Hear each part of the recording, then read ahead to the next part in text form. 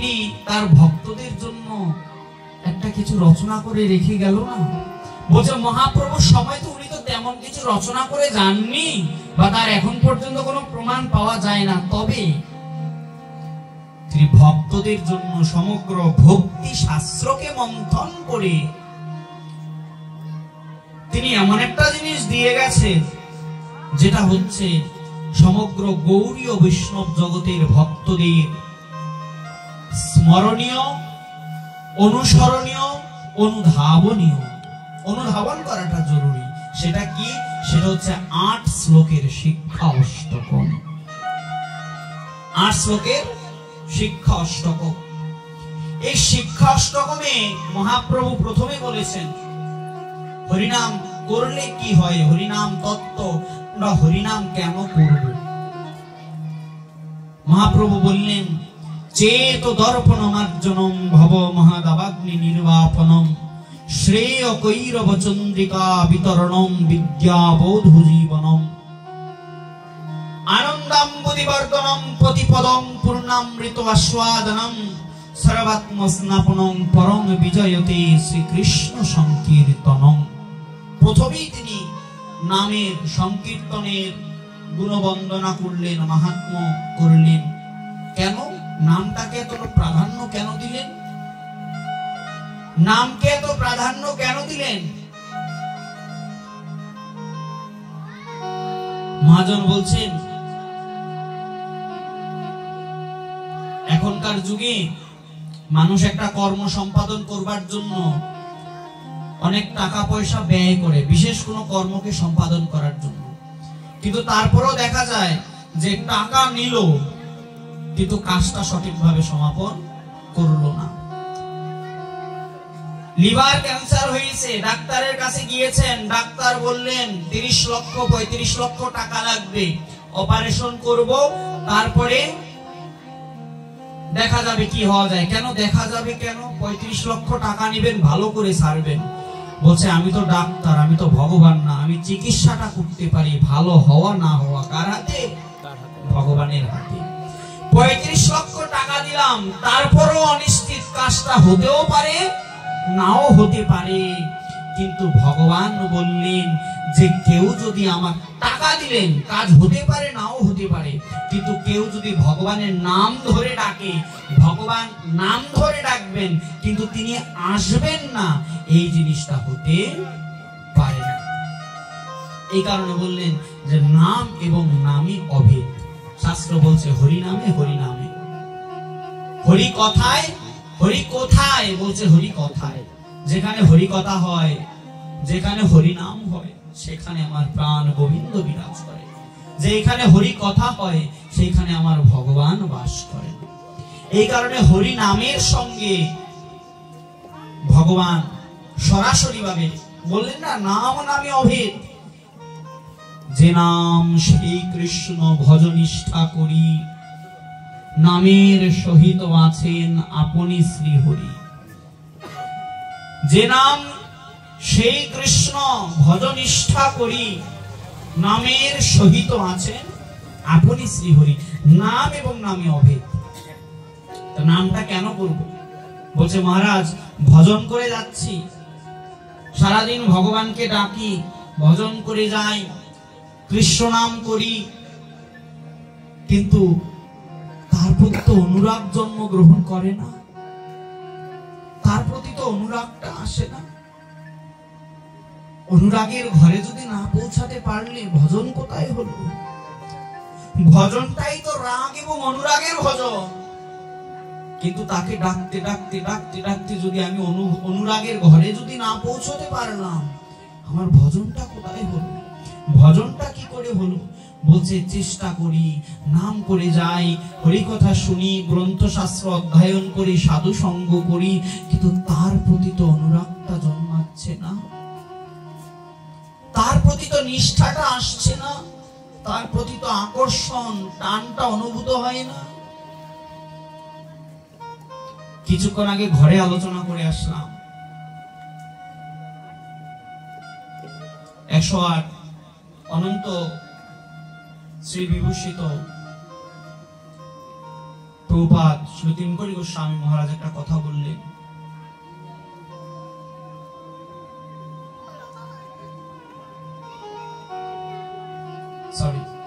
বাবা মহারাজ একটা কথা বলেন, ভজনের দুটি কথা, আকুলতা এবং ব্যাকুলতা। বাবা মহারাজের বাণী, ভজনের দুটি কথা, আকুলতা এবং ব্যাকুলতা।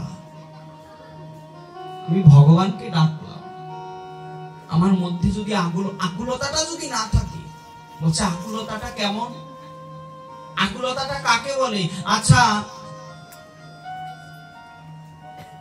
গণেশ পাগলের মেলা হয়েছে, ওখানে গণেশ পাগলের বিগ্রহ দেখতে পাচ্ছি। গণেশ পাগলের মেলা হয়েছে, আমার এই গ্রাম থেকে এক মা তার ছোট ছেলেকে নিয়ে মেলায় ঘুরতে গেল। ক্ষণকালের জন্য মায়ের হাত ছাড়া হয়ে শিশুটি মেলার লোকারণ্যের মধ্যে হারিয়ে গেল। ওই মুহূর্তে মায়ের দশাটা কি হবে? ওই মুহূর্তে মায়ের দশাটা কি হবে? সন্তানের জন্য প্রাণটা আকুল হবে কিনা? হায় আমার সন্তানের কি হলো, কোথায় গেল, হাত থেকে ছুটে চলে গেল, হায় এখন আমার কি হবে, কোথায় গেলে তাকে পাবো? এই হচ্ছে আকুলতা। লোকারণ্যে সন্তান হারিয়ে গেলে মা যেমন সন্তানের জন্য, মমতাময়ী মা যেমন সন্তানকে আবার কাছে পাবার জন্য আকুল হয়ে যায়, মহাজন বললেন আমার ভগবানের জন্য এতটা আকুল হতে হবে, ভগবানের জন্য এতটা আকুল হতে হবে, যাতে ওই আকুলতার দ্বারা ভগবানকে পাওয়া যায়। সমুদ্রে ভ্রমণ করছেন, পুকুরে স্নান করছেন, দুষ্টামি করে কোন এক বন্ধু জলের মধ্যে ঘাড়ে হাত দিয়ে ডুবাই ধরলো। 2 মিনিট 3 মিনিট 2-3 সেকেন্ড রাখতে পারলেন জলের মধ্যে শ্বাস বন্ধ করে, কিন্তু যখন আপনার দম শেষ হয়ে যাবে তখন জলের ভিতরেই ছটফট করতে থাকবেন উপরে উঠে আসার জন্য। মৃত্যুটা সম্মুখে রেখে জলের তলা থেকে উপরে আসার জন্য আপনার যে ছটফটানি, মহাজন বলেন ভগবানের জন্য এতটা ছটফট করতে হবে, না হলে ভগবান দেখা দেন না গো। তাকে আকুলতা দিয়ে ডাকতে হবে, তার জন্য ব্যাকুল হতে হবে। কিন্তু জানেন কি, এই আকুলতাটাই হলো না, এই ব্যাকুলতাটাই হলো না। ভজন কি করে হবে? আপনাদের হয়েছে, আমার হয়নি। এই কারণে অনুরাগের সহিত ভগবানকে ডাকতে হবে। কিন্তু মহারাজ অনুরাগ তো হলো না, আকুলতা তো জন্মগ্রহণ, আকুলতা তো জন্মালো না, ব্যাকুলতা তো এলো না। বুঝতে হবে আমার কোনো না কোনো বৈষ্ণব চরণে অপরাধ রয়েছে, আর নয়তো নামে আমার অপরাধ আছে। অপরাধের কারণে আমার নামে রুচি হচ্ছে না, আমার ভগবত ভক্তিতে রুচি হচ্ছে না। এই কারণে কি করতে হবে? আচ্ছা,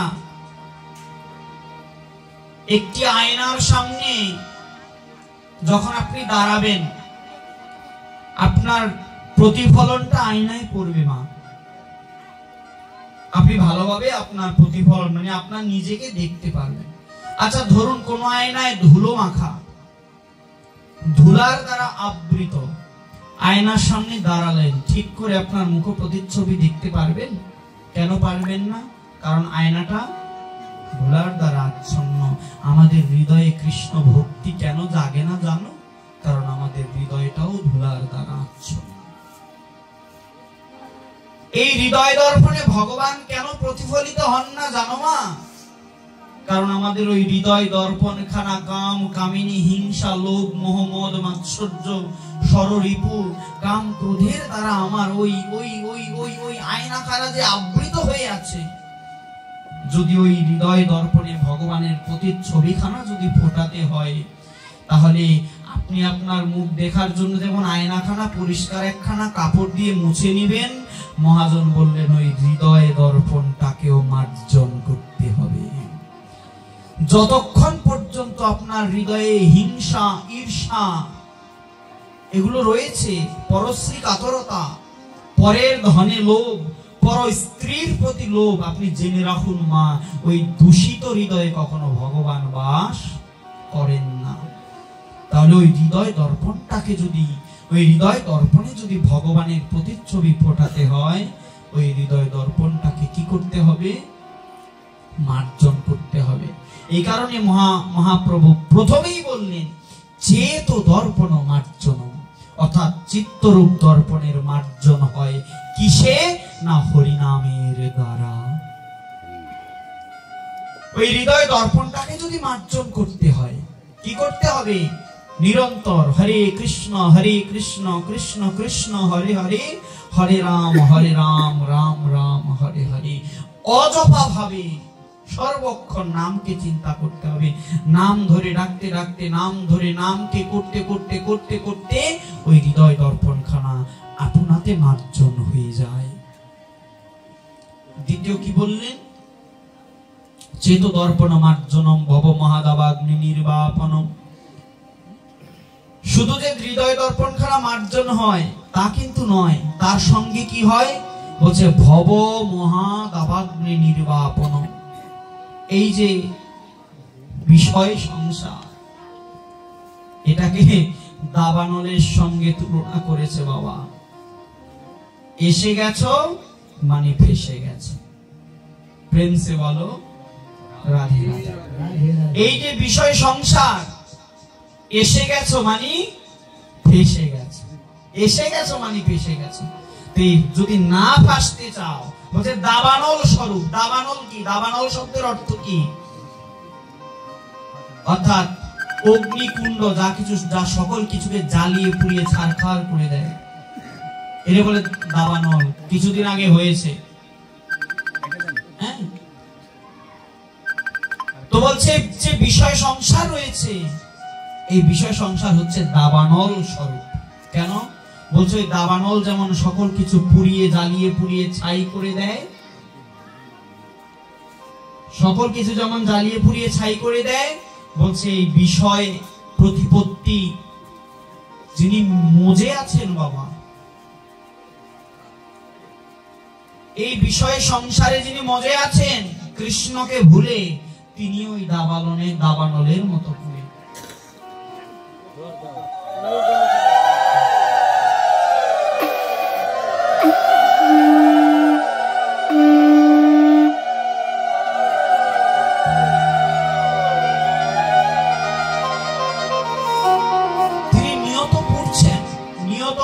আগুনে জ্বলছেন। কিসের আগুন? বিষয়ের অগ্নি। বিষয়ের অগ্নিতে তিনি নিয়মিত দগ্ধ হয়ে যাচ্ছেন, দগ্ধ হচ্ছেন। বুঝি কেন? কৃষ্ণদাস কবিরাজ বলছেন, কৃষ্ণ ভুলি যেই জীব ভগবাঞ্ছা করে, অতএব মায়া তারে যা পটিয়া ধরে।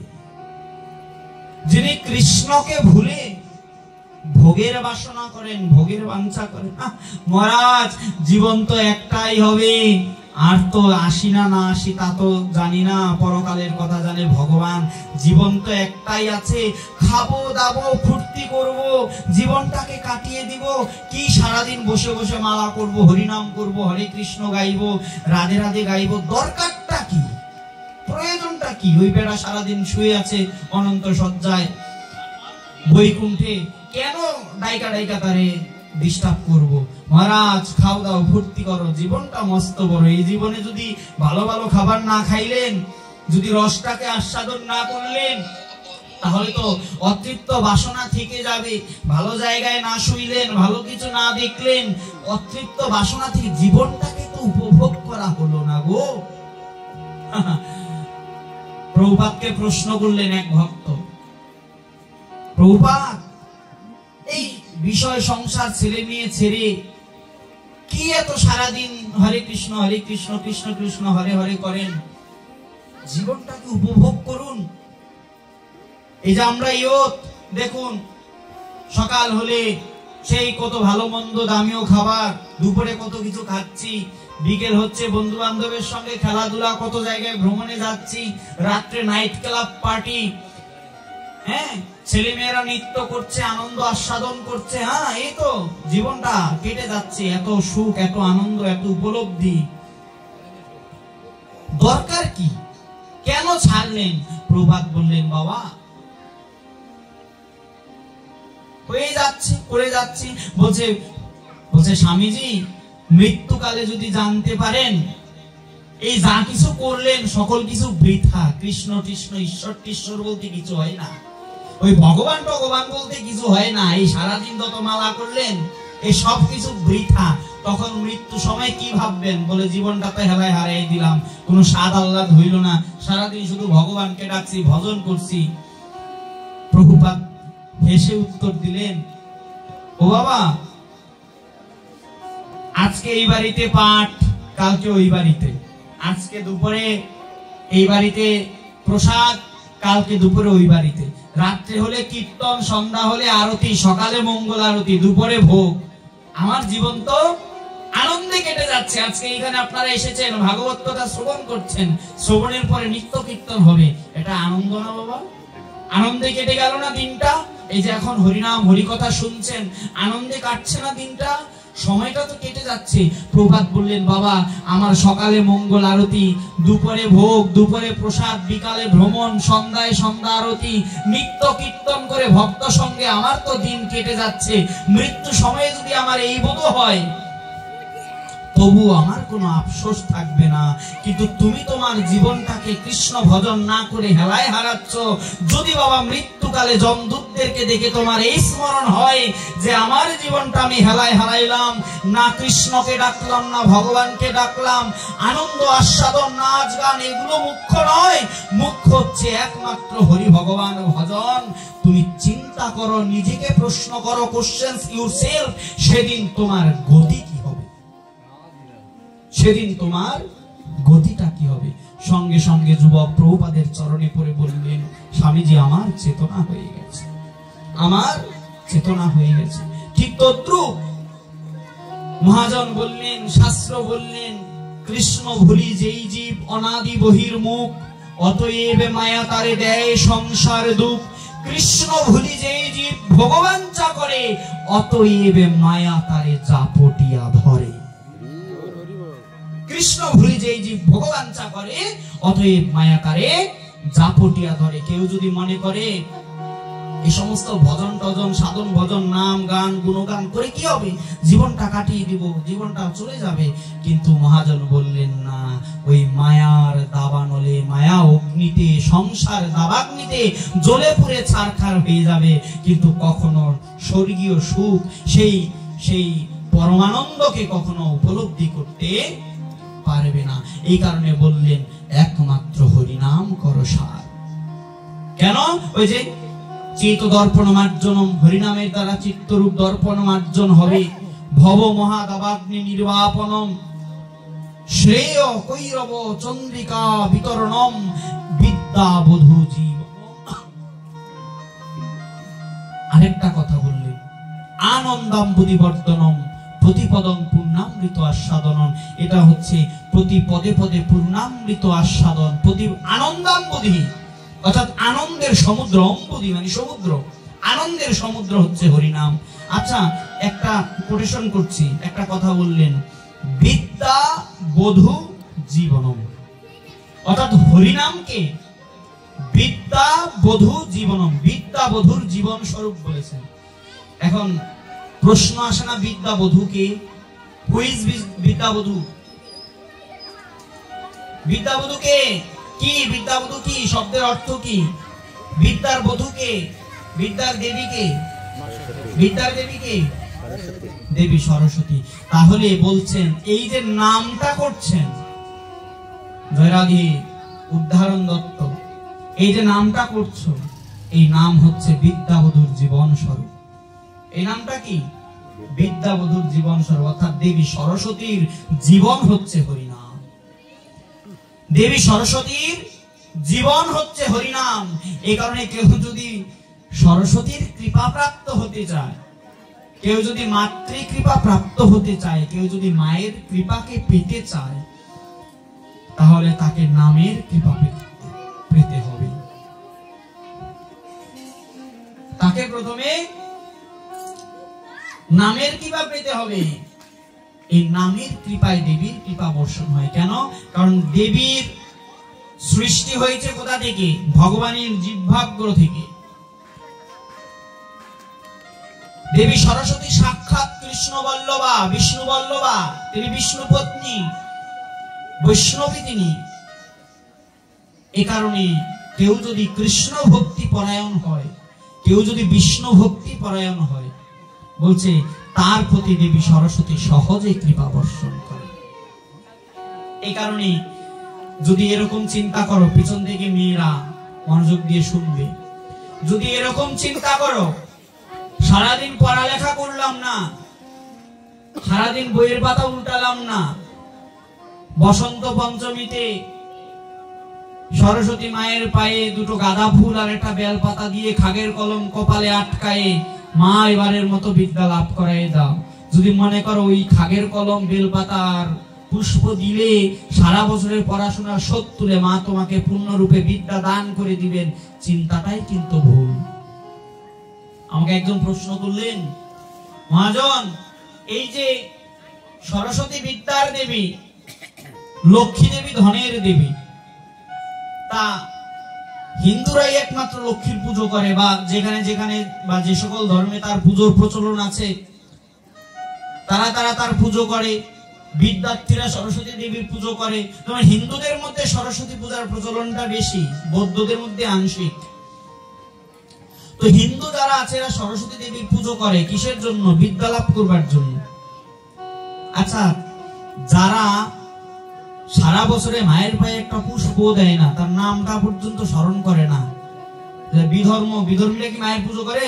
সরস্বতী পুজো করে? যারা বিধর্মী আছে, অন্য ধর্মের যারা, এরা মায়ের পুজো করে না। কিন্তু দেখবেন আইনস্টাইন, নিউটন, গ্যালিলিও এরা তো সবাই বিধর্মী, তাই এত বড় বড় বিজ্ঞানী কিভাবে হইল?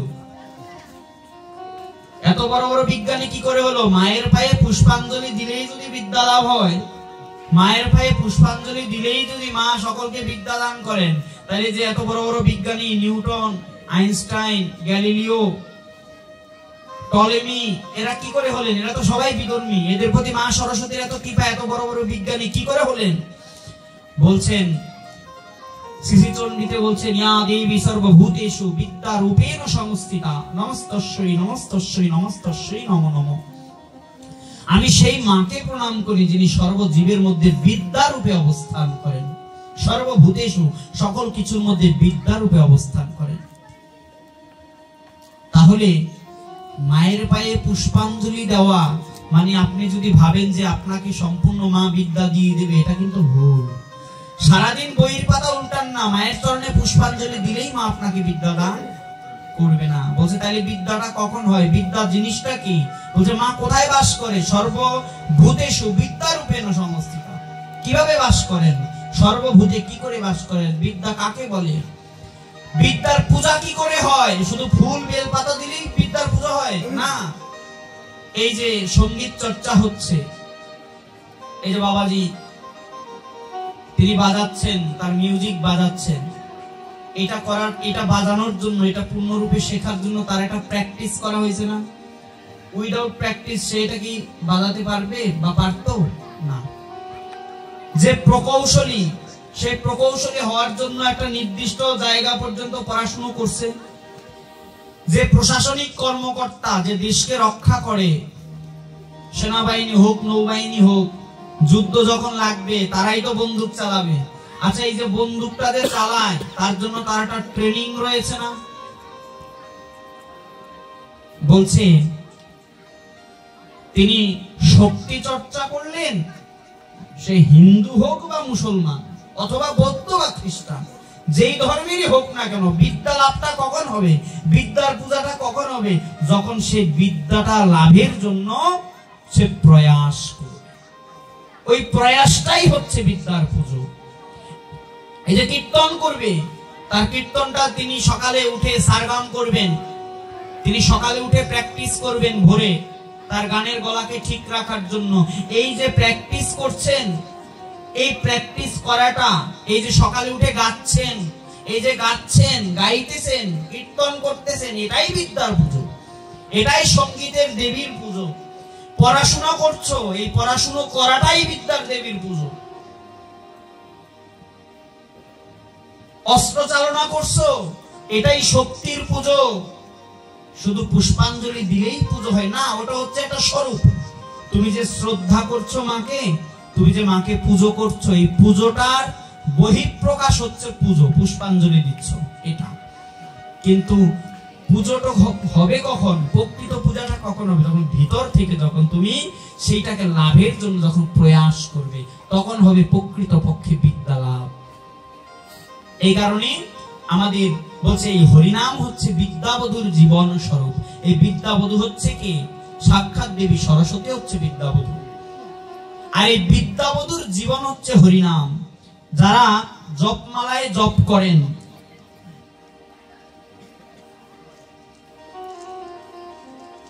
যারা জপমালাতে জপ করেন, দুইটা আঙ্গুল দ্বারা, আঙ্গুলের অগ্রভাগের দ্বারা জপমালার গুটি আপনারা টানেন না এভাবে।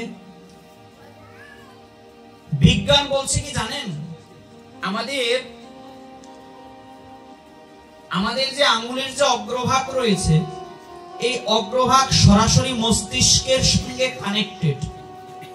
সরাসরি শুধু আঙ্গুলের অগ্রভাগ না, আপনার হাতের বিভিন্ন পয়েন্ট আছে, যে পয়েন্টগুলো এক একটা জায়গায় প্রেসার ক্রিয়েট করলে আপনার শরীরের এক একটা জায়গায় ব্যায়াম হয়। যেমন এইখানে করলে, আঙ্গুলের অগ্রভাগে করলে মস্তিষ্কে, এখানে করলে মাইগ্রেনের ব্যথার জন্য।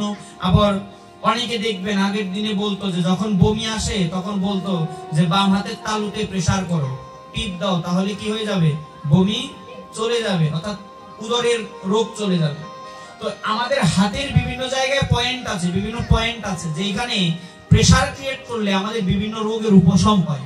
ঠিক তদ্রূপ পায়ের মধ্যেও আমাদের বিভিন্ন পয়েন্ট আছে যেখানে প্রেসার ক্রিয়েট হলে আমাদের বিভিন্ন রোগের উপশম হয়। আগের যুগে মানুষ খালি পায়ে হাঁটতো, এখন জুতো পায়ে দেয় বেশি, তাই রোগ বেশি।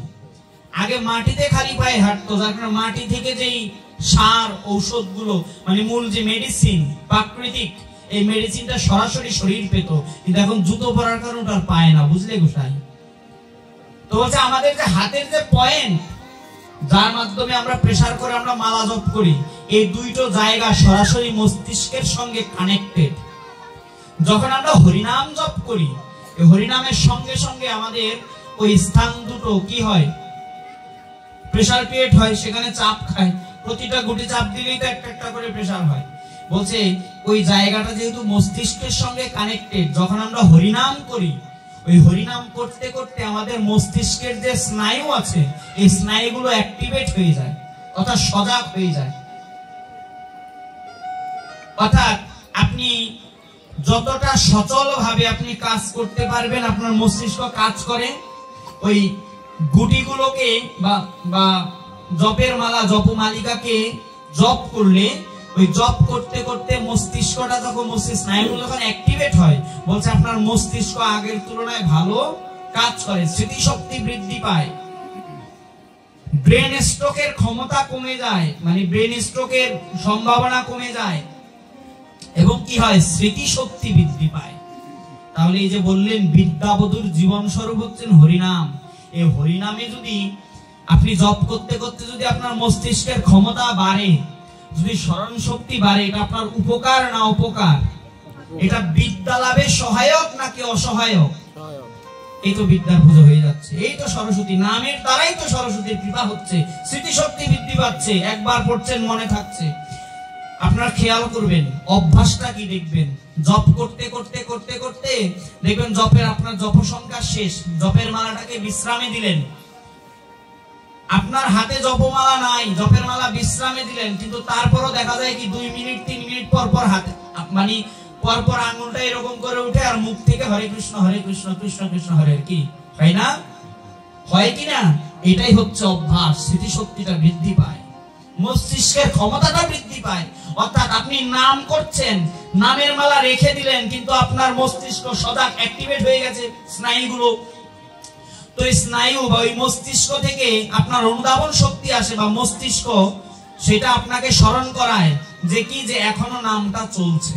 অর্থাৎ মস্তিষ্ক বলে দেয় এখনো নামটা চলছে, জিহ্বাকে বলে দেয় জিহ্বা তুমি নাম করতে থাকো, এখনো নাম, ওই যে স্নায়ুটা অ্যাক্টিভেট, যে এখন নামটা চলছে। এই কারণে আপনি জিহ্বাটা লড়ে উঠে, আপনি জিহ্বাতে হরিনামটা চলে আসে, আর আঙুলটা এরকম করে আসে।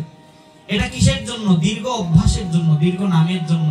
বলছে মহাজন, বলছে এই কারণেই হরিনামের মালা জপ করা চাই, কারণ যতক্ষণ মালা থাকবে থাকবে ততক্ষণ নাম করব, যখন মালা শেষ হয়ে যাবে নাম করা বন্ধ, এটা যেন না হয়। হরি নামটা যেন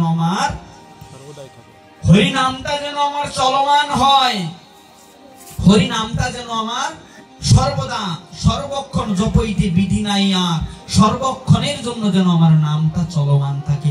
এই কারণে মালাটাকে জপ করতে হয়। আর মায়ের পুজো করলে, পুষ্পাঞ্জলি দিলে সে তো হবেই, তাকে শ্রদ্ধা করা উচিত, তিনি দেবী। অনেকে বলে আবার বৈষ্ণবদের দেবী পুজো করা উচিত নয়। অনেকে প্রশ্ন করে কৃষ্ণ ভক্তরা কি দেবী সরস্বতীর পূজা করতে পারে? শ্রীল ভক্তি সিদ্ধান্ত সরস্বতী প্রভুপাদ বললেন, দেবী সরস্বতীর পুজো দুই ধরনের ব্যক্তি দুইটা কারণে করে। যারা মায়াবদ্ধ জীব, এরা জড়জাগতিক বিদ্যাকে লাভ করার জন্য সরস্বতী দেবীর উপাসনা করে। আর যারা মায়া মুক্ত জীব অর্থাৎ কৃষ্ণ ভক্ত যারা, এরা পরাবিদ্যাকে লাভ করার জন্য দেবী সরস্বতীর উপাসনা করতে পারে।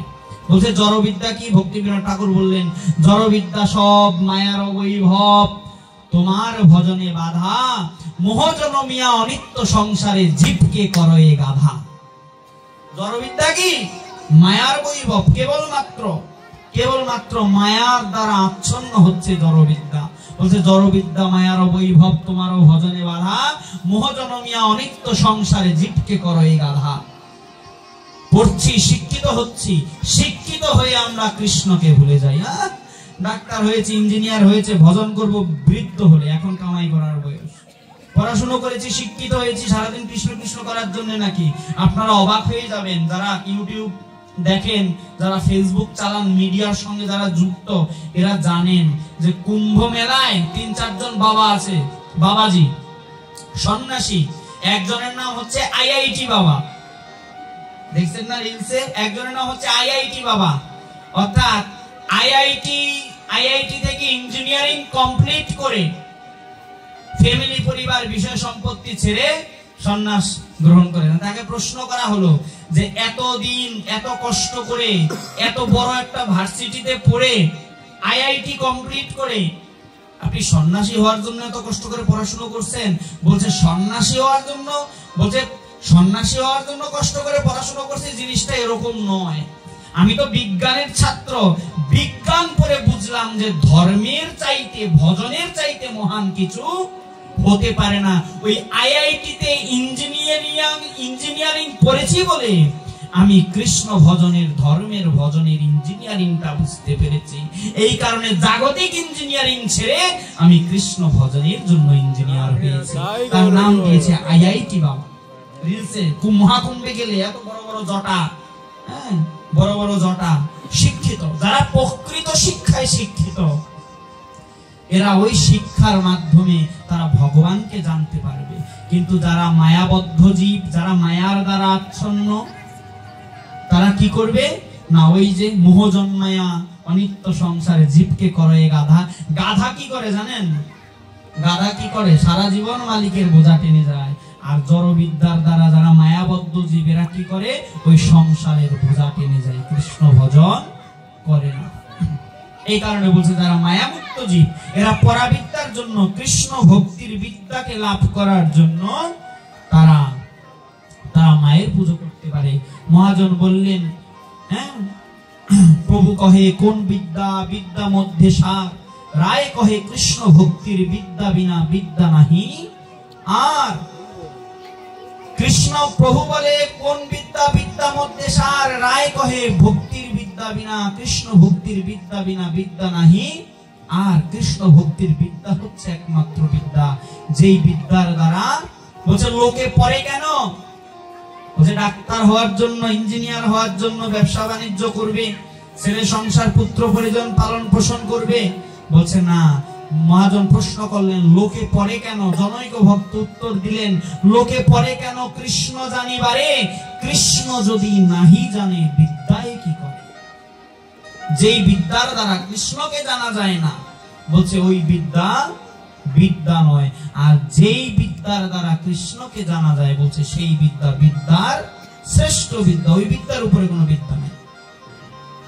কিন্তু আমরা পুজো করি, কিন্তু অনুধাবন করি না, প্রেমটাকে ভগবানের প্রতি সমর্পণ করতে প্রেমটাকে ভগবানকে।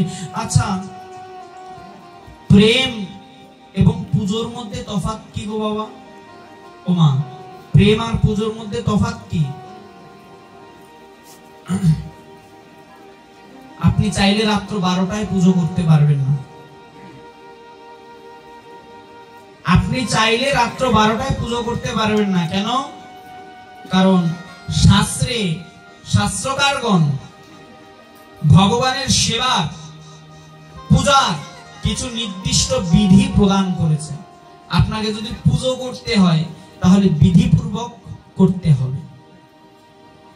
কিন্তু আপনি যদি প্রেম করেন, রাত্র 12টায়ও ভগবানকে ডাকতে পারবেন, দুপুর 3টায়ও ভগবানকে ডাকতে পারবেন। কোনো বাধা নাই, কোনো বিপত্তি নাই। পুজোর মধ্যে বিধিনিষেধ থাকবে, কিন্তু প্রেমের মধ্যে কোনো নিয়ম নাই। যিনি প্রেম দিয়ে ভগবানকে ডাকতে পারেন, যিনি প্রেমটাকে ভগবানের প্রতি যিনি সমর্পণ করেছেন, বলছে পুজোতে বিধি থাকে কিন্তু প্রেমে কোনো বিধি নাই। প্রেমটা অবিধিপূর্বক, অনিয়ম। বলছে যখন তখন ভগবানকে ডাকতে পারো, ভগবানের জন্য 2 ফোঁটা চোখের জল ফেলে ভগবানকে ডাকতে পারো, তার নামকে স্মরণ করতে পারো। এর কোনো বিধি নাই, এর কোনো নিয়ম নাই। আচ্ছা, সম্পূর্ণ বিধিপূর্বকও যদি কেউ ভগবানের পুজো করে, মহাজন বললেন, শাস্ত্রকারগণ বললেন, সেইখানেও তার 64 প্রকারের অপরাধ হতে পারে। 32টি মুখ্য, 32টি গৌণ, মোট 64 প্রকারের অপরাধ তার হয়। তো মহাজন বলছে সম্পূর্ণ বিধি নিয়ম পূর্বকও যদি কেউ পুজো করে, তারপরেও তার মধ্যে 64 প্রকারের অপরাধ থেকে যাওয়ার সম্ভাবনা থাকে। কিন্তু কেউ যদি ভগবানের সঙ্গে সম্বন্ধ করে তার প্রতি প্রেমটাকে নিবেদন করে, নিজেকে সমর্পণ করে, তার প্রেমিক হয়ে যায়, তার প্রতি প্রেমটাকে সমর্পণ করে, বলছে ওখানে কোনো কিছু নাই, শুধুমাত্র অনুরাগটা হচ্ছে প্রধান। কিন্তু আমরা আমাদের হচ্ছে না। কতটুকু ডাকতে পারছি ভগবানকে, কতটুকু দিতে পেরেছি ভগবানকে, কি করতে পেরেছি? সারা জীবন ভগবানের কাছে শুধু চেয়ে গেছি, ভগবান তুমি আমাকে এটা দাও, তুমি আমাকে ওটা দাও, তুমি আমাকে এই দাও, ওই করো। কিন্তু মা, বিনিময়ে আমি ভগবানকে কি দিলাম? ভগবানকে আমি কি দিয়েছি? সারা জীবন কিছু হয়েছে, ভগবানের প্রতি শুধুমাত্র তাকে শুধু দোষারোপ করে গেলাম, ভগবান এটা দিলে না, ওটা দিলে না। সারাটা জীবন তাকে দোষারোপ করে গেলাম। বাবা, বড় বড় মনীষীদের, মহাপুরুষদের জীবনী পড়বেন, কখনো শুনেছেন কোন মহাপুরুষ, কোন মহিষী নারী ভগবানকে দোষারোপ করেছে, ভগবান তুমি কেন আমাকে 10 বস্তা চালের 10 তলা বিল্ডিং এর মালিক করলা না? করেছে কখনো? লোকনাথ ব্রহ্মচারী কখনো ভগবানের কাছে চেয়েছেন, ভগবান তুমি আমাকে কেন 10 তলা বিল্ডিং এর মালিক করলা না? দোষারোপ করেছেন? আমাদের তো আবার একটা প্রচলন আছে, আমরা তো আবার কখনো কখনো বলে ফেলি ভগবানকে, ভগবান অমুক বাড়ির ওই মহিলায় আমারে এত বড় একটা কথা কইছে, আমার দিকে বদ নজরে তাকাইছে, তুমি ওর চোখটা কেন উল্টাইলা না? তোমারও কি চোখ কালা হইছে? তুমিও কি কানে কালা হইছো? তোমার এত ডাকি তুমি শোনো না? তুমি কি চোখে দেখো না? আসে কিনা বলেন? কিন্তু জীবনে কখনো কোনো মহাপুরুষ, কোনো মহিষী নারী না, প্রেম থাকলে তো এটা তো প্রেমের লক্ষণ নয়। সারাটা জীবন শুধু তার কাছে চেয়ে গেলাম, বিনিময়ে তাকে কি দিয়েছি, কতটুকু দিয়েছি? চিন্তা করুন তো, নিজেকে প্রশ্ন করুন। না চাইতেও তিনি যা করুণা করেছেন আমাদের প্রতি, না চাইতেও যা কৃপা করেছেন আমাদের প্রতি, তার বিন্দুমাত্র কি তার জন্য করতে পারছি? গুরুদেব দীক্ষা দিয়ে চলে যান, দীক্ষা দিয়ে বলেন, বাবা আজ থেকে এই নিয়মটা পালন করবি, কাল থেকে এইটা করবি, এখন থেকে এই নিয়মগুলো করে ভগবানকে ডাকবি। গুরুদেব দীক্ষা দিয়ে চলে যান, তার পেছন পেছন তার কথাগুলো চলে যায়। ওই দীক্ষা নিয়ে কানের মধ্যে বীজ মন্ত্র নিয়ে বসে থাকি, কিন্তু সেইটার পালন করা হয় না। সাধারণ গুরুদেব এসে বাণী দিয়ে যান, আদেশ দিয়ে যান, তাহা পালন করার সময় থাকে না। আর ভগবানের ভজন, ভগবত ভজন, সেটা তো বহুত বহুত দূর কি বাত, অনেক দূরের কথা।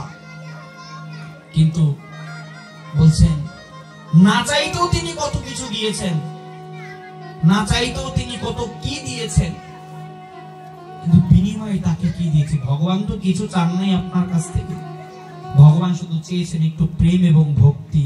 কিন্তু জানো বাবা, সেই প্রেম এবং ভক্তিটাও ভগবানকে দিতে পারলাম না। এতটা অযোগ্য, এতটা এতটা এতটা নীচ, এতটা অযোগ্য, এতটা নিমখারাম, শুধু তার অন্ন ধ্বংস করলাম, তার দেওয়া বস্তুতে জীবনটাকে অতিবাহিত করলাম, কিন্তু নিচ থেকে ভগবানকে ওই দুইটা জিনিস চাইলেন, প্রেম ভক্তি, ওই প্রেম ভক্তিটাও দিতে পারলাম না।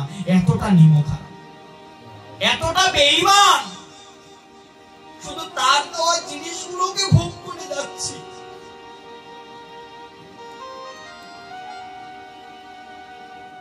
কিন্তু তাকে কিছু দিতে পারছি না। তিনি তো কখনো কোনো ভক্তের কাছে কিছু চান না, চেয়েছেন একটু প্রেম এবং ভক্তি। এই প্রেম ভক্তিটাও ভগবানকে দিতে পারলাম না। নাম করে যাচ্ছি, তাকে ডেকে যাচ্ছে, ওই নিয়ম, বিগ্রহ এনেছি, বিগ্রহ বসিয়েছি, খাওয়াতে হবে, সেবা করতে হবে, সেবা যাই, সেবা দিচ্ছি, ফুল দিতে হবে, পুষ্প দিচ্ছি, তুলসী দিতে হবে, নিয়ম, তুলসী দিচ্ছি, 3 বেলা সেবা, 8 বেলা সেবা দিতে হবে, দিচ্ছি। কখনো আচমন দিয়ে নিবেদন দিয়ে আধা ঘন্টা রেখে দিচ্ছি, আর কখনো আচমন দেওয়ার সঙ্গে সঙ্গে, নিবেদন করার সঙ্গে সঙ্গে পুনরাচমন দিয়ে ভগবান তোমার খাওয়া শেষ। সেইটাও ঠিকভাবে ভগবানের সেবাটা করছি, সেবাটাও ঠিকভাবে হচ্ছে না। কি হয়েছে জীবনে? কি করব বলুন? কি হবে? ভগবান পাঠিয়েছেন তার ভজনের জন্য, ভগবান পাঠিয়েছেন তাকে ডাকার জন্য। কতটুকু ডাকতে পেরেছি বলুন? কতটুকু ডাকতে পেরেছি? কতটুকু বিশ্বাস তার প্রতি আছে? ভগবত ভজনের যে মূল স্মরাঙ্গ ভক্তি, অর্থাৎ 6 প্রকারের শরণাগতি, এই 6 প্রকারের শরণাগতির মধ্যে মহাজন বললেন, দৈন আত্মনিবেদন গোত্রিত্বে বরণ, অবশ্য রক্ষিবে কৃষ্ণ বিশ্বাস পালন।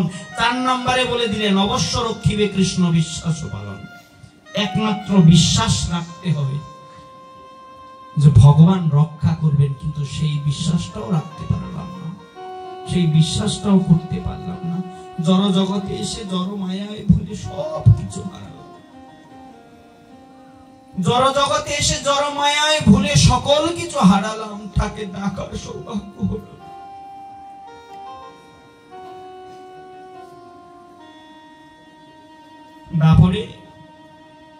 দাপরে ভগবান গিরি গোবর্ধন ধারণ করেছিলেন, জানেন তো লীলাটা। ইন্দ্রদেবের পুজোর জন্য যাগযজ্ঞের, বৃষ্টির জন্য যাগযজ্ঞের আয়োজন করলেন। ভগবান গিয়ে নন্দ মহারাজকে বললেন, বাবা এই ইন্দ্রদেবের পূজা করলে তো কোনো লাভ নাই। বলছে, উনি তো ভগবানের ঈশ্বরের চাকরি করেন, তুমি না হয় গোকুলে বসে তার পুজো করছো, এই কারণে তোমার এখানে বৃষ্টিপাত হবে। আচ্ছা, সমুদ্রের মধ্যে কে পুজো করে? তাইলে ইন্দ্রদেব ওইখানে কেন বর্ষা দেন? তার পুজো করো আর পুজো না করো, তার কর্তব্য হচ্ছে বৃষ্টি প্রদান করা, তিনি বৃষ্টি প্রদান করবেন। তুমি সূর্যের পুজো করো বা না করো, তার কর্তব্য হচ্ছে সময় মতো উদিত হওয়া, সময় মতো অস্ত যাওয়া, তিনি যাবে। তাহলে পুজো করার কি লাভ? তার পুজো করো, বরঞ্চ যাকে ডাকলে লাভ হবে। বলছে কার? বলছে গোবর্ধন। এই যে গোবর্ধন রয়েছে, গোবর্ধন পর্বত, এই গোবর্ধন পর্বতে আমাদের গাভীগুলো নতুন সতেজ ঘাস খেয়ে আমাদেরকে তাজা তাজা দুধ দেয়, দুগ্ধ প্রদান করে। সেই দুগ্ধ থেকে ছানা ননি হয়, সেই ননি বিক্রি করে আমরা আমাদের জীবন অতিবাহিত করি। তাই পূজা যদি করতে হয় গোবর্ধনের করতে হবে। সেই লীলাটা তো জানেন সকলে।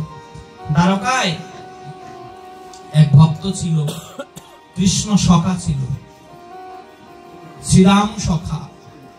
একটা ডাক নাম ছিল, মা আদর করে নাম ডাকতো চন্দু, আদর করে নাম ডাকতো চন্দু, কিন্তু আসলে স্বরূপ হচ্ছে শ্রীরাম সখা। সুদামা নয়, কিন্তু সুদামা আলাদা, শ্রীরাম আলাদা। শ্রীরাম সুদাম দুজন আলাদা ব্যক্তিত্ব। খুব ছোটবেলায় শ্রীরামকে বিবাহ করিয়ে দিল। কোথায়? বর্ষণার এক কন্যার সঙ্গে। নাম কি? বলছে মাধবী সখী। কি নাম? মাধবী সখী। আগের দিনের বিবাহ খুব ছোটবেলায় কম বয়সের মধ্যে বিয়ে হয়ে যেত, কিন্তু কন্যা বিদায় করতো না। বিয়ের পরেও একটা নির্দিষ্ট বয়স পর্যন্ত কন্যা তার পিতার বাড়িতে থাকতো। যখন কন্যার সময় হতো, বয়স হতো, তখন তাকে শ্বশুর বাড়িতে প্রেরণ করা হতো। তো একদিন কৃষ্ণ সখা দ্বাদশ রাখালদেরকে নিয়ে, সখাদেরকে নিয়ে কৃষ্ণ খেলা করছে। হঠাৎ করে শ্রীরাম বলছে, ভাই আজকে তো আমার খেলা হবে না। বলছে কেন? বলছে আজকে আমার বর্ষণায় যেতে হবে। বলছে বর্ষণায় কি? বলছে বর্ষণায় তোর বৌদিকে আনতে যাচ্ছি রে ভাই। বলছে শ্রীরাম তুই বিবাহ করেছিস? আমাদের বৌদি আছে। সখা করেছিলাম একটা সময়। বলতে এতদিন যে দেখিনি। বলছে তোদের বৌদি তো থাকে বর্ষণায়, এখন সময় হয়েছে, আনতে দেয়নি এতদিন বর্ষণায় ছিল, এখন সময় হয়েছে, এখন চলে যাচ্ছি তাকে আনার জন্য। বলছে আচ্ছা তোর বিয়ে হয়ে গেল, আমার এখনো বিয়ে হচ্ছে না কেন রে? বলছে কৃষ্ণ তুমি তো এখনো ছোট, এখনো তোমার বিয়ের বয়স সেইভাবে হয়নি, তোমার আবার বিয়ে হবে? আর বিয়ে যদি করতে হয় মাকে বলতে হবে, বাবাকে বলতে হবে, তারপর তুই বিয়ে করাবে। আচ্ছা বেশ বেশ। তা শ্রীরাম সখা, তো বর্ষণা থেকে যদি বৌদিকে আনিস, আনার সময় একবার আমাকে একটু দেখাইস। তোর বউ আমার বৌদি, আমি একটু দেখবো না? বলছে আচ্ছা ঠিক আছে, আসার পথে তুই দাঁড়াইস, তোকে দেখাবো। এখন এই যে মাধবী সখী কোথায় থাকে বাবা? বর্ষণায়। আজকে কন্যা বিদায়।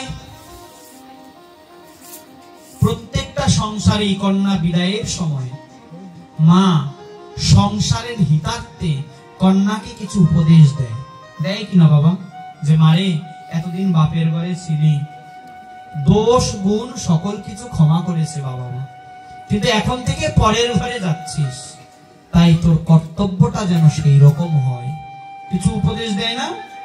সবাইকে নিয়ে, স্বামী শ্বশুর সংসার, সবার শ্বশুর শাশুড়ি সংসার, সকলকে নিয়ে তুই সুখে শান্তিতে বসবাস করবি। কি ও দেয় কিনা মা? তোমরা দাও না তোমাদের মেয়েদেরকে? আজকে মাধবীর কন্যা বিদায়। মাধবীর মা মাধবীকে ডেকে ডেকে বলছে, মাধবী যাচ্ছিস তো বৃন্দাবনে, তা তোকে একটু হুঁশিয়ার করে দিই, একটু সাবধান করে দিই।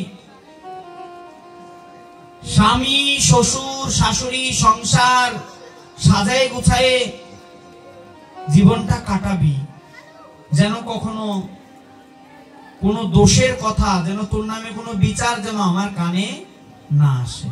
আর আরেকটা কথা বলে দিই মাধবী, যেটা হচ্ছে সাবধান বাণী, যে ওই বৃন্দাবনে একটা চোর আছে।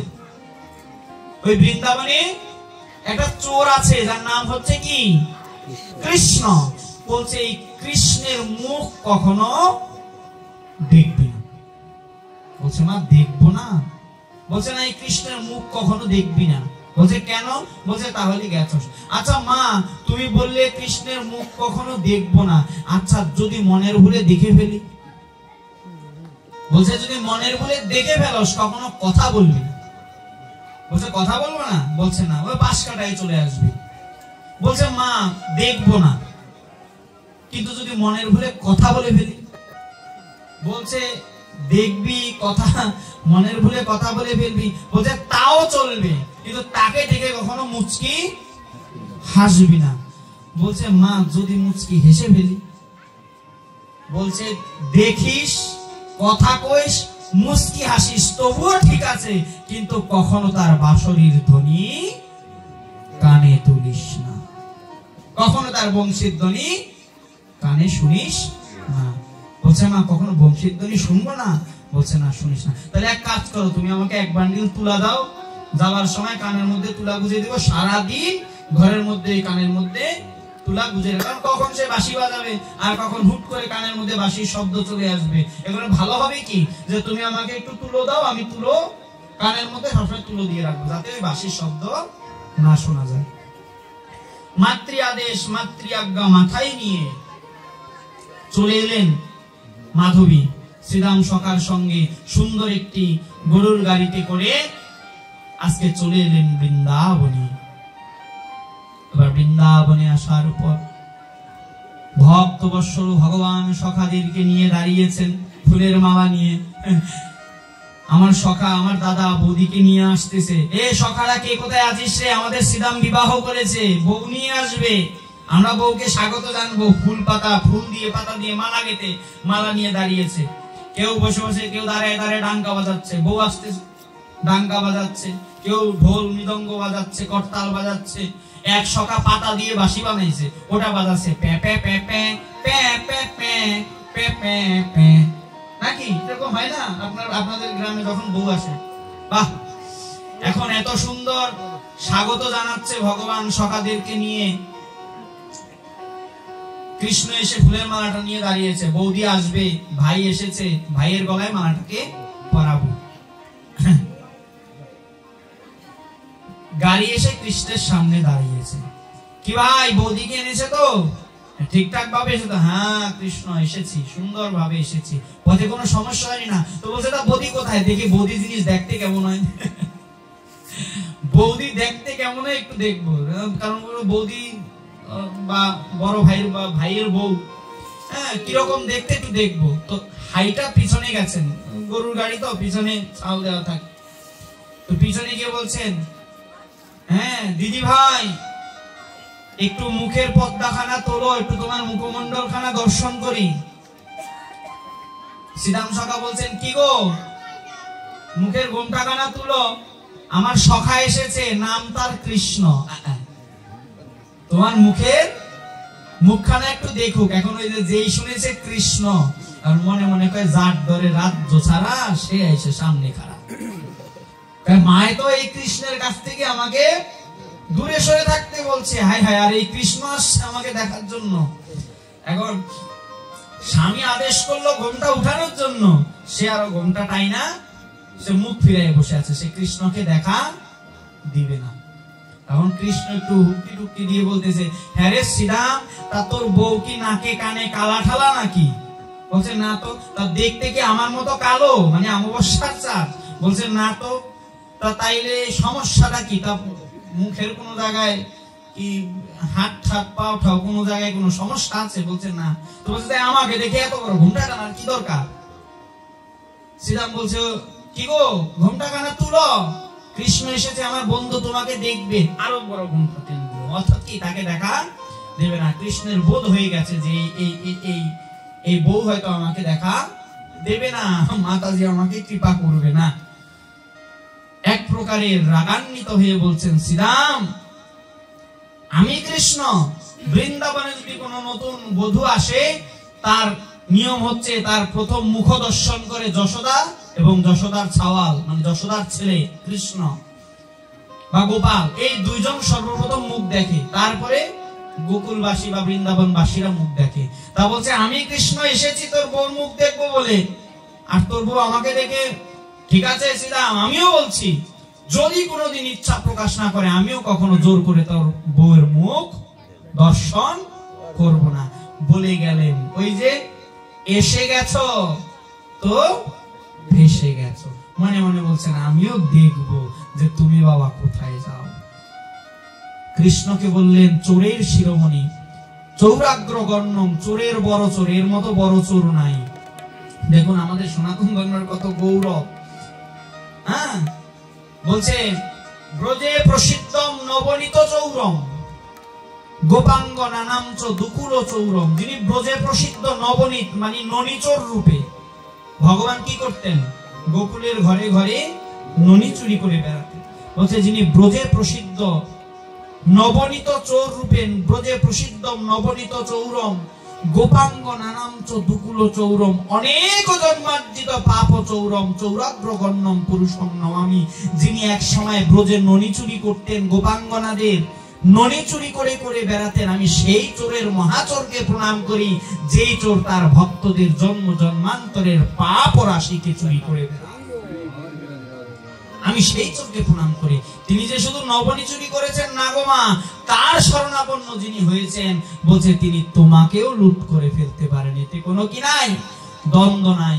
এখন ভগবান মনে মনে ভাবছে যে কৃষ্ণ চোরের হাত থেকে কি রকম, আসলে কৃষ্ণ চোর বলতে কি চোর? হৃদয় চোর।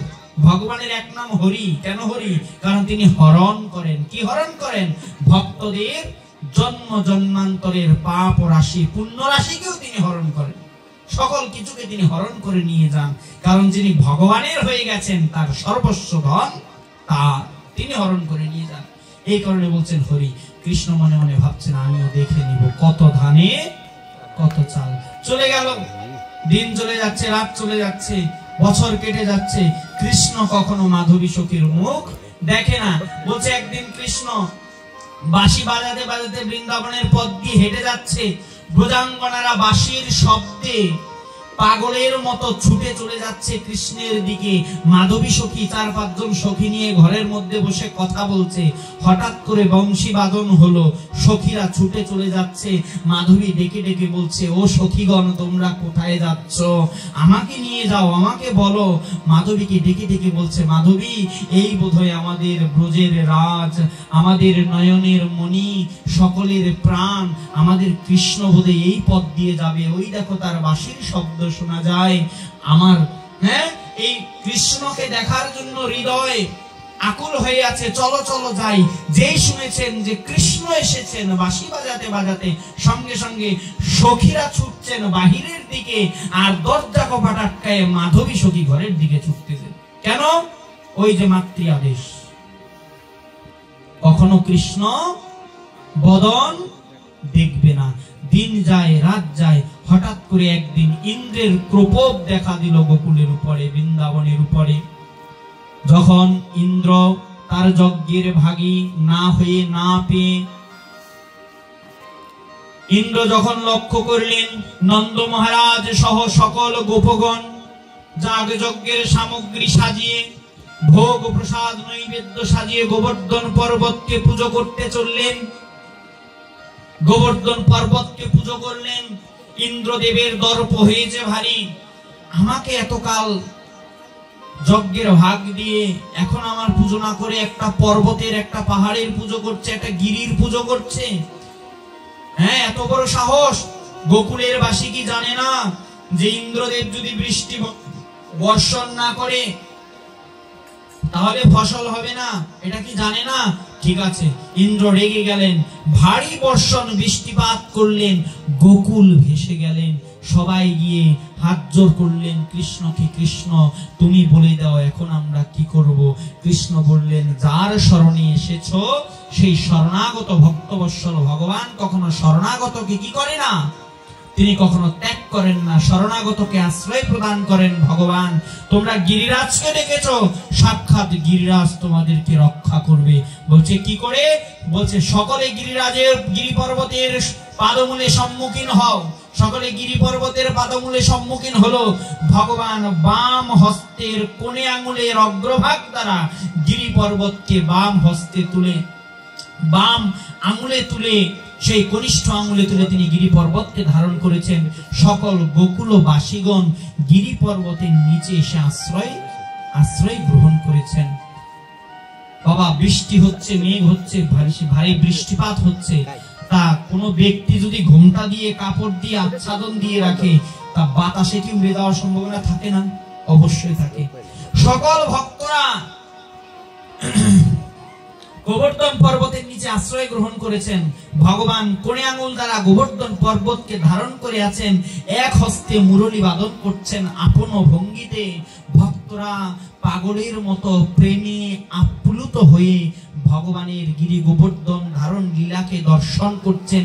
আচমকা একটি বাতাস এসে, আচমকা একটি হাওয়া এসে, ওই যে মাধবী গোপী, তিনি ঘোমটা দিয়ে রাখেন সব সময়, মাধবী গোপীর ঘোমটাখানা উড়ে গেল। উড়ে গিয়ে সর্বপ্রথম দর্শনটা তার কমল নয়ন ভগবানের প্রতি পড়ল। ভগবানের দর্শন মাধবী গোপীর প্রতি পড়ল। মাধবী গোপী এক মুহূর্তের জন্য ভগবানকে দর্শন করে বাকরুদ্ধ হয়ে গেলেন। মনে মনে ভাবছেন, আহা গো, ভুবন আলো করা রূপ, এত সুন্দর বদন, এত সুন্দর দর্শন, এত সুন্দর দেখতে, না জানি সমগ্র, বলছে শত কোটি চন্দ্র যিনি বদন উজ্জ্বলা।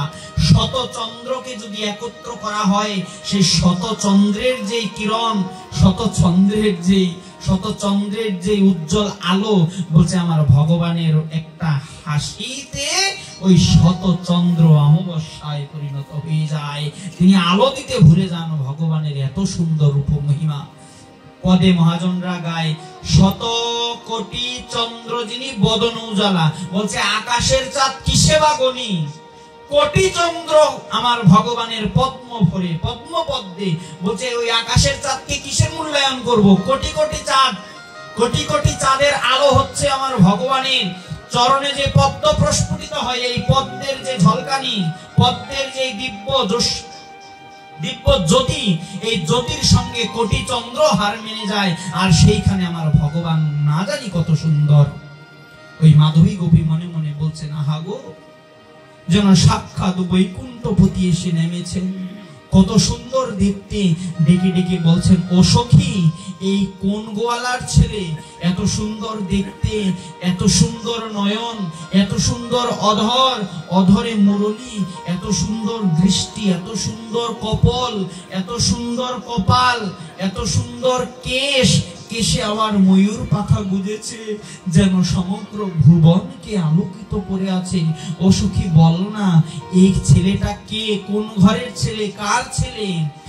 সখী ডেকে ডেকে বলছে, মাধবী রে, ওরে বোকা মাধবী, আরে এই তো কৃষ্ণ, যার কাছে সবাই যাকে একবার দর্শন করার জন্য লাজ লজ্জা ভয় ভেঙে তার দিকে ছুটে যায়, সবাই তার বাঁশরীর ধ্বনি শোনার জন্য তার দিকে ছুটে যেত। তোকে এত করে বলতাম যে মাধবী, একবারের জন্য কৃষ্ণের নাম শোন, একবারের জন্য কৃষ্ণের বাঁশরীর ধ্বনিটা শোন, একবারের জন্য তুই কৃষ্ণের বদনের দিকে তাকা, নিজেকে ধরে রাখতে পারবি না। সবাই তার দিকে ছুটতো আর তুই ঘরের দিকে ছুটে যেতি। আর এখন বলছিস সে কার ছেলে? ওরে এই তো কৃষ্ণ, যার কাছ থেকে তুই নিজেকে বাঁচিয়ে বাঁচিয়ে বেড়াতি। এই তো সকলের নয়নের মণি, গোকুলের চাঁদ আমার কৃষ্ণ, তিনি হচ্ছেন শ্যামচাঁদ, গোকুল চাঁদ। মাধবী মনে মনে ভাবছে, আহারে মা, এ তুমি আমার কি অনিষ্ট করলে? তুমি কি আমার সংসার রক্ষা করার জন্য উপদেশ দিছো, নাকি সংসার ভাঙার জন্য দিলে? ও মা, এতদিন আমাকে কৃষ্ণ দর্শন থেকে বঞ্চিত করলে। এই মুরলীধর, এই মুরলী বাদনকৃত অধর খানা আমি এতদিন দর্শন করতে পারিনি, এই কমল নয়ন খানা আমি এতদিন দর্শন করতে পারিনি। যেই লজ্জার জন্য, যেই লাজের জন্য আমি এতদিন কৃষ্ণ দর্শন হতে বিমুখ ছিলাম, আমি আজ থেকে প্রতিজ্ঞা করছি, জীবনে যদি অন্য কোনো কখনো কোথাও যদি কোনো জন্ম আমি মানব হয়ে জন্মগ্রহণ করি, আমি লাজ লজ্জা ঘৃণা ভয় এবং এই কেশ উন্মোচন করে আমি ঘোমটা লাজ লজ্জাকে ত্যাগ করে আমি সর্বদা গিরিধারীর উপাসনা করব। মহাজন বললেন, বৃন্দাবনের বর্ষণার ওই মাধবী সখী পরের জন্মে সন্ত মীরাবাই হয়ে জন্মগ্রহণ করেন, যিনি সমগ্র জীবনটাকে, সমগ্র জগৎটাকে, সমগ্র জীবনটাকে তিনি গিরিধারীর উপাসনা করে, কৃষ্ণের উপাসনা করে তার জীবনটাকে কাটিয়েছেন। স্বামীর ভয় নাই, শ্বশুরের ভয় নাই, দেবরের ভয় নাই। মীরাবাইকে কৃষ্ণ ভজন থেকে দূরে সরানোর জন্য আপন দেবর রানা প্রতাপ ভগবানের চরণামৃতের সঙ্গে বিষ মিশালেন, কালকুট বিষ।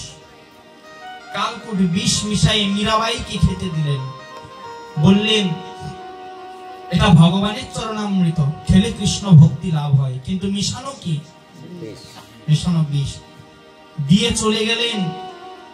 তিনি তো কৃষ্ণের জন্য আকুল প্রায়, ভক্ত মীরাবাই কৃষ্ণের জন্য আকুল। ওই চরণামৃতের বাটিখানা থেকে তিনি চরণামৃত পান করবেন। এই সময়ে দাসী এসে আটকালো, মীরা দিদি ভাই, এই দুগ্ধ তুমি খেও না। বলছে কেন?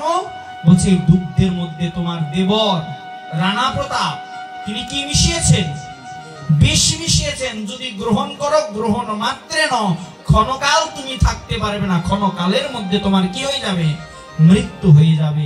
মীরাবাই বলছেন, কিন্তু হে তো প্রভুকে चरणामृत, बोले ये तो प्रभु के चरणामृत है, हम कैसे नहीं पिएंगे? আমি কিভাবে এই চরণামৃত হতে বঞ্চিত থাকবো? বলছে বিষ দিল না কি দিল বুঝি না, দেবার সময় বলছে ভগবানের চরণামৃত, আমি ভগবানের চরণামৃতই পান করছি। ডোক ডোক করে ভগবানের চরণামৃত পেয়ে বসলেন। সারাদিন ভজন করছেন, দিন কেটে রাত হয়ে গেল, রাত্রি কেটে দিন হচ্ছে। আমার মীরাবাই তার কিন্তু মৃত্যু হলো না। রানা প্রতাপ গিয়ে যেই কবিরাজ বিষ তৈরি করে দিয়েছে, বিষ মিশিয়ে দিয়েছে, সেই কবিরাজকে ডেকে বলছে, কবিরাজ মীরাবাইকে মারার জন্য বিষ দিতে বললাম, তুমি বিষ দিলে, বিষে কাজ হলো না, এখন এই বিষ আমি তোমাকে খাওয়াবো। সঙ্গে সঙ্গে বলছে না, আমি তো অবশ্যই বিষ দিয়েছি এবং এই বিষ একদম সায়েন্টিফিক্যালি প্রুভেড, মানে বিজ্ঞানগত ভাবে এটা প্রমাণিত যে এই বিষে মানুষ মরবে।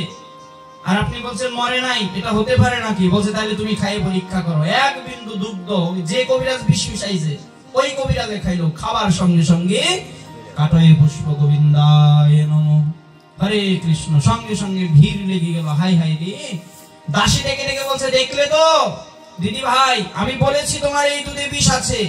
এই যে এখন দেখো কবিরাজ তিনি দেহ রেখেছেন। মীরাবাইকে দেখে গিরিধারীর কাছে বলছে, গিরিধারী, আমার জীবনকে বাঁচানোর জন্য একজন ব্যক্তি তার জীবনকে উৎসর্গ করেছে, জীবনটা তার মৃত্যু হয়েছে। আমি তোমার চরণ ধরে করি প্রার্থনা, যদি বিন্দুমাত্র ভজন আমি তোমাকে করে থাকি, যদি একটু প্রেম দিয়ে আমি তোমাকে ডেকে থাকি, আমি আজকে তোমার কাছে বলছি, প্রভু প্রার্থনা করছি, আমার দিকে চেয়ে ওই কবিরাজের জীবনকে তুমি ফিরিয়ে দাও। সঙ্গে সঙ্গে মৃত্যু অবস্থা থেকে কবিরাজ জীবিত হয়ে হা কৃষ্ণ বলে কাঁদতে লাগলেন। তাহলে এই যে সন্ত মীরাবাই আগের জন্মে মাধবী গোপী ছিলেন, মায়ের আদেশ পেয়েছেন কৃষ্ণকে দেখা যাবে না, ধরা যাবে না। বলছে আমাদের এই সময়টাতেও এরকম কিছু শুভাকাঙ্ক্ষী থাকে। শাস্ত্র বলছেন, সেই মাতা নয় যিনি সন্তানকে কৃষ্ণ দর্শন হতে দূরে রাখেন, সেই পিতা নয় যিনি সন্তানকে কৃষ্ণ ভজন হতে দূরে রাখেন, সেই গুরু নয় যিনি শিষ্যকে কৃষ্ণ ভজনের বিদ্যা দান করেন না, সেই আত্মীয় নয় যিনি তার জ্ঞাতিকে বা তার আত্মীয়কে কৃষ্ণ ভজন হতে দূরে রাখেন, কৃষ্ণ ভজন উপদেশ দেন না, সেই আপনজন নয় যিনি কৃষ্ণ ভজন থেকে তার আপন ব্যক্তিত্বকে দূরে রাখেন। এই কারণে মহাজন বললেন, যার মুখে ভাই হরি কথা নাই তার কাছে তুমি যেও না, যার মুখ দেখি ভুলে যাবে হরি তার মুখ পানে চেও না। গাইবো ভজনটা? হ্যাঁ, বেল চলে যাচ্ছে, সময় চলে যাচ্ছে। আসলে ব্যাসপীঠে বসে সুর টানাটা উচিত না, হ্যাঁ, কিন্তু ভজন কীর্তন একটু টুকটাক করা যায়। কারণ অনেকে বলে, একটু কথা বলি, অনেকে বলে যে নিন্দা করে, অনেকে বলবো না, নাম বলবো না, অনেকেই আছে যারা বলে যে ভাগবত আসরে বসে করতাল বাজানোটা ঠিক আছে, উচিত নয়। তারপরে এখন আবার অনেকে কিবোর্ড প্যাডের নিন্দা